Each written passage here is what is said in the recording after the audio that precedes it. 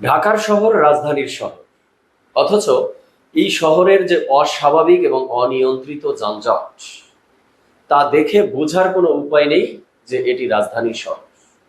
দেশের বাহির থেকে কোনো ব্যক্তি যদি এই শহরে আসে বা আমাদের দেশের গ্রামগঞ্জ থেকে কোনো ব্যক্তি যদি প্রথমবারের মতো ঢাকা শহরে আসে, মানে তিনি কোনোভাবেই বিশ্বাস করবেন না যে এটি একটি দেশের রাজধানীর শহর। বিশ্বাস করার কোনো উপায় নেই। এই যে অস্বাভাবিক এবং অনিয়ন্ত্রিত যানজট এই নগরবাসীর জীবনকে অতিষ্ঠ করে তুলছে। এক কথায় নগরবাসীর জীবনের নাভিশ্বাস উঠে আসছে। যানজটে আটকে থেকে একটা মানুষ তার গাড়ি থেকে নেমে যে পায়ে হেঁটে গন্তব্যে যাবে সেই ব্যবস্থাও অনেক জায়গায় নেই। মানে এক কথায় ঢাকার শহরটি ডে বাই ডে একটা বসবাসের অনুপযুক্ত শহরে পরিণত হচ্ছে। অনুপযুক্ত শহরে পরিণত হওয়ার বিভিন্ন কারণ আছে, কিন্তু তার মধ্যে অন্যতম একটি কারণ হলো এই অস্বাভাবিক এবং অনিয়ন্ত্রিত যানজট। তো এই অস্বাভাবিক ও অনিয়ন্ত্রিত যানজট থেকে ঢাকা নগরবাসীকে মুক্তি দেওয়ার জন্য বর্তমান সরকার একটি অন্যতম গুরুত্বপূর্ণ উদ্যোগ হাতে নিয়েছে। সেই উদ্যোগটি হলো ঢাকা সিটির মধ্যে যে 4টি আন্তজেলা বাস টার্মিনাল রয়েছে, এই 4টি টার্মিনালকে ঢাকা সিটির বাইরে স্থানান্তরিত করার উদ্যোগ নিয়েছে এবং প্রধানমন্ত্রী তারেক রহমান খুব দ্রুত এটি বাস্তবায়ন করার জন্য নির্দেশও দিয়েছেন। তো দর্শক শ্রোতা, আজকে এই বিষয় নিয়ে কথা বলতে চাই। তো চলুন ডিরেক্ট হিট দ্য পয়েন্ট। শুরুতে আসি যে এই যে উদ্যোগ নেওয়া হচ্ছে বাস টার্মিনাল স্থানান্তরিত, এটি কি এই সরকার প্রথমবারের মতো উদ্যোগ নিচ্ছে এমন বিষয়টি? না, মোটেও এমন না। এর পূর্বে শেখ হাসিনার সরকার এই উদ্যোগ নিয়েছিলেন এবং এই উদ্যোগ নিয়ে যেখানে যেখানে স্থানান্তরিত হওয়ার পরিকল্পনা নিয়েছিলেন সেখানে সেখানে ভূমি অধিগ্রহণের কাজও শেখ হাসিনার সরকার শুরু করেছিলেন। তারপরে নানা কারণে নানা জটিলতায় সেটি আর কার্যকর হয়নি। এখন নতুন সরকার ক্ষমতায় এসেছে, ওই উদ্যোগটি আবার নতুন করে সরকার হাতে নিয়েছে। এটি নিঃসন্দেহে একটি প্রশংসনীয় উদ্যোগ এবং আমরা দেখলাম যে শেখ হাসিনার সরকার তার সময়ে এই টার্মিনালগুলো যেই যেই এরিয়াতে স্থানান্তর করার জন্য উদ্যোগ নিয়েছিল সেই সেই জায়গাতেই নতুন করে আবারও উদ্যোগ নেওয়া হচ্ছে। যদি আমরা একটু দেখি যে সায়দাবাদ বাস টার্মিনাল এটি স্থানান্তরিত হচ্ছে কাশপুর ব্রিজের ওই সেক্টর। এরপরে গুলিস্তানের যে ফুলবাড়িয়া বাস টার্মিনাল সেটি স্থানান্তরিত হয়ে যাচ্ছে কেরানীগঞ্জ এরিয়াতে। মহাখালী বাস টার্মিনাল সেটি স্থানান্তরিত হয়ে যাবে টঙ্গীতে, তবে আপাতত এটি পূর্বাচলে হওয়ার আলোচনা চলছে, পরবর্তীতে হয়তো বা একটা সময় টঙ্গীতে যাবে। আর গাবতলীর যে বাস টার্মিনাল রয়েছে সেটি স্থানান্তরিত হয়ে সাভারের হেমায়েতপুরে যাবে। এই উদ্যোগটি এখন পর্যন্ত নেওয়া হয়েছে। তো এরপরে আবার আমরা দেখলাম যে এখন যে সড়ক পরিবহন মন্ত্রী রয়েছেন তিনি বলছেন যে এই মুহূর্তেই বাস টার্মিনালগুলোকে মানে ফাইনালি স্থানান্তরের উদ্যোগ নেওয়া হচ্ছে না, ডিপো ব্যবস্থার উপরে তারা গুরুত্ব দিচ্ছে। ডিপো ব্যবস্থাটি কি সেটি একটু যদি আপনাদের সাথে শেয়ার করি। বুঝাতে চাচ্ছেন যে একটা বাস টার্মিনালে ঘন্টার পর ঘন্টা বাসগুলো দাঁড়িয়ে থাকে, যেই বাস সন্ধ্যাবেলা ছেড়ে ঢাকার বাহিরে কোনো জেলার উদ্দেশ্যে যাবে সেই বাস সারাদিন ওই বাস টার্মিনালে থাকে, অবস্থান করে। তো এই বাসগুলোকে ডিপোতে সরিয়ে নিতে চাচ্ছে আপাতত, যে যেই বাসটি যখন ছেড়ে যাবে সেই বাসটি ছাড়ার কিছুক্ষণ আগে, সেটা আধা ঘন্টা আগে বা 1 ঘন্টা আগে এই বাস টার্মিনালগুলোতে আসবে এবং যাত্রী নিয়ে একটা নির্দিষ্ট সময়ের মধ্যে চলে যাবে। ওই বাসটি চলে যাওয়ার পরে ডিপো থেকে আরেকটা বাস আবার এই টার্মিনালে আসবে।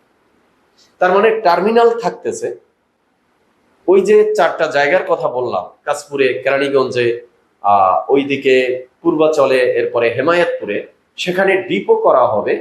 ওয়েটিং এ থাকা বাসগুলো সেখানে থাকবে এবং সেখান থেকে নির্দিষ্ট টাইম হলেই বাসগুলো ঢাকার এই যে টার্মিনালগুলোতে আসবে এবং যাত্রী নিয়ে নির্দিষ্ট সময়ে চলে যাবে। এই উদ্যোগটি এখন নেওয়া হচ্ছে, এটি জানিয়েছে সড়ক ও পরিবহন যে মন্ত্রী রয়েছেন এই যে রবিউল ইসলাম তিনি। এখন কথা হলো যে ডিপো সিস্টেমের উপরে গুরুত্ব দিয়ে আর টার্মিনালগুলোকে স্থায়ীভাবেই সরিয়ে নিয়ে যাক, এর দ্বারা কি ঢাকা শহরের যানজট মুক্ত করা সম্ভব? এই যে অস্বাভাবিক যানজট, এটির নিয়ন্ত্রণ করা কি আদৌ সম্ভব? এটি কি স্বাভাবিক পর্যায়ে নিয়ে আসা সম্ভব, নাকি জনগণের ভোগান্তি আরো বাড়বে? কোনটি? কারণ এই যে অস্বাভাবিক যানজট, এর পিছনে কিন্তু অনেকগুলো কারণ রয়েছে। আমাদের ট্রাফিক সিগন্যালগুলো অ্যানালগ পর্যায়ে রয়েছে, সেটি অন্যতম একটি কারণ। তবে এই ক্ষেত্রে বর্তমান সরকার একটি উদ্যোগ নিয়েছে, ট্রাফিক সিগন্যালগুলোতে এআই ক্যামেরা বসাবে এবং এআই নিয়ন্ত্রণে নিয়ে আসার। নিঃসন্দেহে একটি ভালো উদ্যোগ। তথ্য প্রযুক্তির ব্যবহার করে আধুনিকায়ন করা হচ্ছে, কিন্তু সেটি ঠিকঠাক মতো বাংলাদেশে ইমপ্লিমেন্ট করলেই হয়। কারণ আমরা তো দেখি বাংলাদেশে যা কিছুই ইমপ্লিমেন্ট করা হয় সেগুলো 2 মাস পরে বা একটা মানে সার্টেন পিরিয়ড পরে অকার্যকর হয়ে বসে থাকে। তো ঠিকঠাক মতো কার্যকর করতে পারলে এটা একটা ভালো উদ্যোগ। ঠিকঠাক মতো কার্যকর হোক, সেটাই আমরা চাই। এরপরে এই অস্বাভাবিক যানজটের আরেকটা অন্যতম কারণ ঢাকা সিটির জন্য এখন এই যে ব্যাটারি চালিত অটোরিকশা। শেখ হাসিনা সরকারের সময়ে কঠোর হস্তে এটিকে নিয়ন্ত্রণ করেছিলেন তারা। ঢাকার শহরের মেইন সড়কগুলোতে অটোরিকশা উঠতেই দেয়নি। কিন্তু শেখ হাসিনা সরকারের পতনের পর যখন ডক্টর ইউনূসের সরকার ক্ষমতায় আসলেন, অটোরিকশাগুলো যত্রতত্র মহাসড়কে উঠে গেল। এরপরে ডক্টর ইউনূসের সরকার উদ্যোগ নিলেও এই অটোরিকশা মহাসড়ক থেকে আর থামাতে পারেনি, সরাতে পারেনি। উদ্যোগ নেওয়ার পরে আমরা দেখেছিলাম অটোরিকশাওয়ালারা শাহবাগে গিয়ে আন্দোলন শুরু করে দিয়েছে। যাই হোক, এরপরে এখন নির্বাচিত একটি সরকার এসেছে, বিএনপি সরকার ক্ষমতায়। তারাও এখন পর্যন্ত অটোরিকশাকে এই মেইন সড়কগুলো থেকে সরাতে পারেনি, বা এমন কোনো উদ্যোগও নিতে আমরা এখন পর্যন্ত দেখিনি। তো এই উদ্যোগটি কিন্তু নিতে হবে। ঢাকা শহরের এই অস্বাভাবিক যানজটকে যদি মুক্ত করতে হয়, তাহলে অটোরিকশাকে মহাসড়ক থেকে অবশ্যই বন্ধ করতে হবে।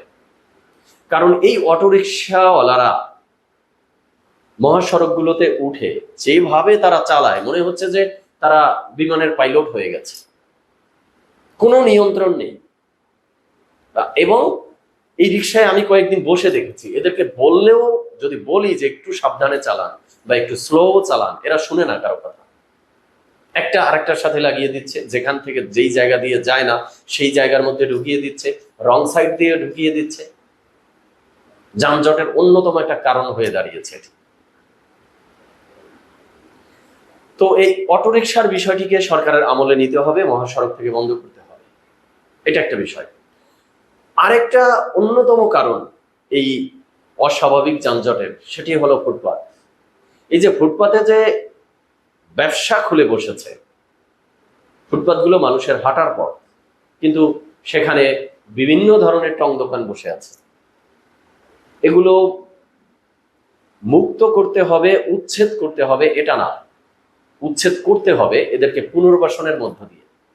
কারণ বিএনপি সরকার ক্ষমতায় এসে কিন্তু বেশ কয়েক জায়গা থেকে মোটামুটি উচ্ছেদ কিন্তু করে দিয়েছিল। গুলিস্তানের মতো গুরুত্বপূর্ণ পয়েন্ট থেকে, নিউ মার্কেট, নীলখাতের মতো গুরুত্বপূর্ণ পয়েন্ট থেকেও কিন্তু তারা উঠিয়ে দিয়েছিল, কিন্তু উঠিয়ে কয়দিন রাখতে পেরেছে।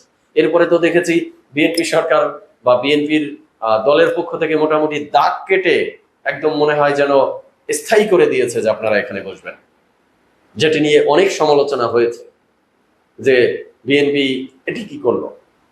তার মানে হকারদের যে উচ্ছেদ করলো, সেটা কি উচ্ছেদ করার ইচ্ছা ছিল বিএনপি, নাকি ওই যে পূর্বের আওয়ামী লীগ বা পরবর্তীতে অন্তর্বর্তীকালীন সরকারের সময়ের যে একটা কর্তৃত্ব ছিল এই ফুটপাত নিয়ে, সেই কর্তৃত্ব দূর করে বিএনপি নিজেদের কর্তৃত্ব খাটানোর জন্য এই নাটকটা সাজিয়েছিল।